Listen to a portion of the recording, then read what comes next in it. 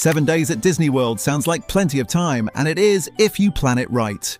Go in without a strategy and you'll spend your first afternoon standing in a 2-hour line for a ride you could have walked onto at 9 a.m. You'll double back through parks you should have already finished. And by day 4, your family will be exhausted before the best days have even started. This itinerary fixes all of that. 7 days, all 4 parks, the right order, the right timing, and 0 wasted days. Let's build your perfect Disney World week. Day 1. Magic Kingdom. Day 1 is Magic Kingdom, and there's a reason this park goes first. Walking down Main Street towards Cinderella Castle for the first time sets the tone for the entire trip.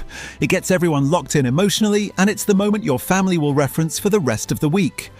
Arrive at rope drop, which means being at the park entrance 30 minutes before the official opening time. Disney lets guests into Main Street early, so you'll already be positioned when the park opens. Head immediately to Tron Light Cycle Run. It's the newest coaster, it fills up fast, and hitting it first means a 10 to 15 minute wait instead of 80. After Tron, cross to Seven Dwarfs Mine Train while the crowds are still light, then move through Fantasyland. By mid-morning, swing through Adventureland for Pirates of the Caribbean and the Jungle Cruise. Take your midday break back at the resort, this is not optional. The afternoon heat and afternoon thunderstorms are real, and your family will be in much better shape returning for the evening. Come back for the evening parade and end the night watching Happily Ever After, the fireworks and projection show over the castle. Stay for it.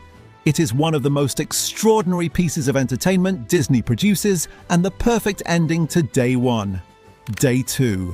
Epcot Day 2 belongs to Epcot, and this park rewards a slower pace. You're not racing from headliner to headliner all day. You're splitting your time between World Discovery, the World Showcase, and some genuinely great food along the way. Start at Rope Drop with Guardians of the Galaxy, Cosmic Rewind. It runs a virtual queue or individual lightning lane, so check the My Disney Experience app the moment the park opens and secure your spot immediately. After Guardians, move to Test Track and soar in around the world while the lines are still manageable. By late morning, make your way into the World Showcase as it opens at 11. Walk the lagoon at whatever pace feels right for your group. This is the part of Epcot where adults usually realize this might actually be their favorite park. 11 countries, each one with its own food, culture, and entertainment. Plan at least one sit-down meal or a round of food booth samples from 4 or 5 different countries. By the time the evening Epcot show lights up the lagoon, you'll understand why this park draws people back year after year. End the night at Remy's Ratatouille Adventure in the France Pavilion if you haven't already. It has some of the shortest waits later in the evening and is a perfect wind-down ride. Day 3. Hollywood Studios. Day 3 is Hollywood Studios, and this is where the itinerary shifts into a higher gear. This park has the most intense headline lineup in the resort, and the strategy for doing it well is simple. Move fast at the start and let the afternoon take care of itself. Rise of the Resistance is your absolute first priority. It is the most technically impressive attraction Disney has ever built, and it runs on a lightning lane individual purchase or standby queue that fills up fast. Be in the park at Rope Drop and head straight to Galaxy's Edge. If Rise has a standby line available, get in it early. The wait is worth every minute. After Rise, Millennium Falcon, Smuggler's Run is right next door. Do it immediately. Then make your way to Slinky Dog Dash at Toy Story Land before the wait builds. By the time you've checked those 3 off, you've done the hardest to get experiences in the park before noon. Spend your afternoon at the Tower of Terror and Mickey and Minnie's Runaway Railway, then use your midday break to recharge. Come back for the evening for Fantasmic, Hollywood Studios Nighttime Spectacular at the Amphitheatre. Book the dining package if you want guaranteed seating, or arrive at least 45 minutes before showtime to stake a spot. Day 4, Animal Kingdom and Resort Rest.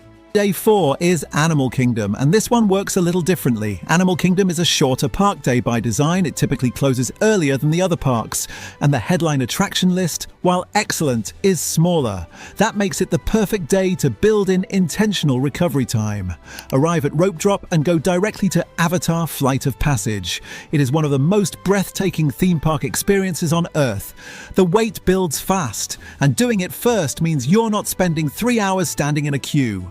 After Flight of Passage, walk across Pandora to Navi River Journey, then head to Kilimanjaro Safaris immediately after.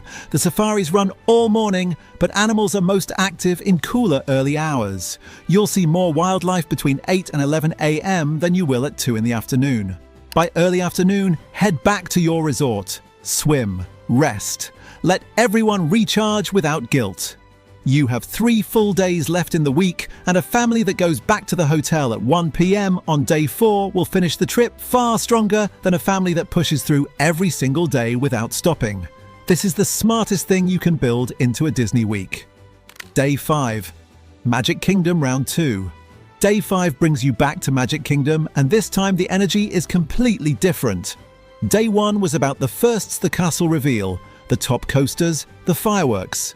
Day 5 is about everything else you didn't have time for. Use this morning for the rides you walked past earlier in the week. Haunted Mansion, Space Mountain, Splash Mountain, Buzz Lightyear's Space Ranger Spin, and the Hall of Presidents.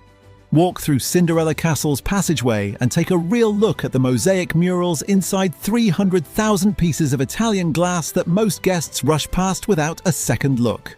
Spend time in Liberty Square. Notice the slanted window shutters, the numbered doors on the buildings, and the brown winding strip in the pavement, all intentional historical details that most people never catch.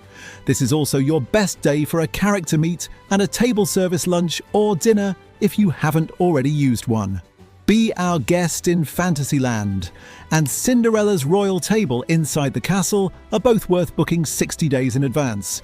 End the evening the same way you ended day 1, watching the fireworks from the best spot you can find on Main Street. Day 6. Epcot Round 2 or Disney Springs. Day 6 is your flex day, and how you spend it depends entirely on what your group still wants from the week. If Epcot left your family wanting more, if the World Showcase felt rushed, if there were pavilions you didn't get to, if there are food booths you didn't get around to go back. A second Epcot day is one of the most rewarding things you can build into a 7-day trip. The pace is different when you've already ridden the headliners. You slow down, you eat more intentionally, you actually talk to the cultural representatives in each pavilion.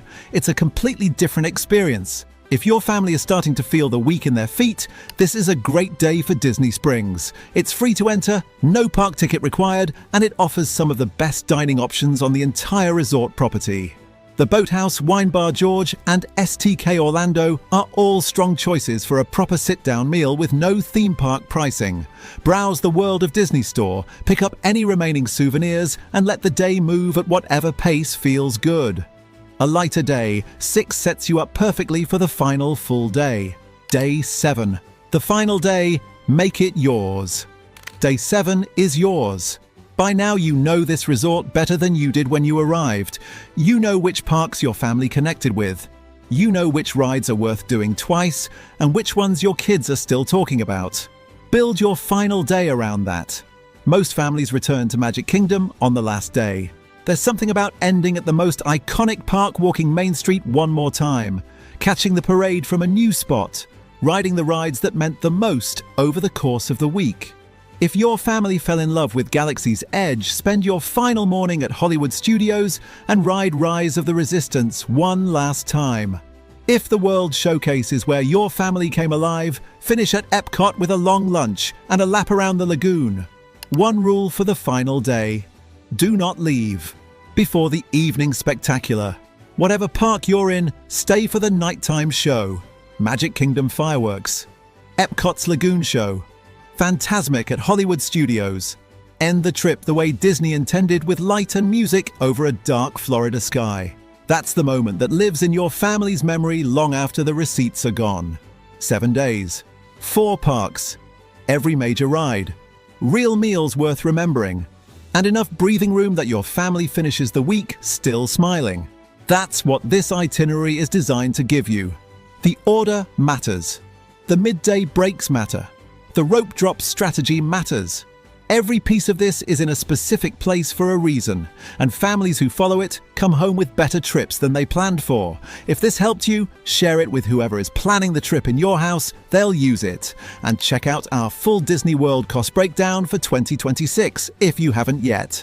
Knowing the itinerary and knowing the budget puts you in complete control before you ever book a single thing.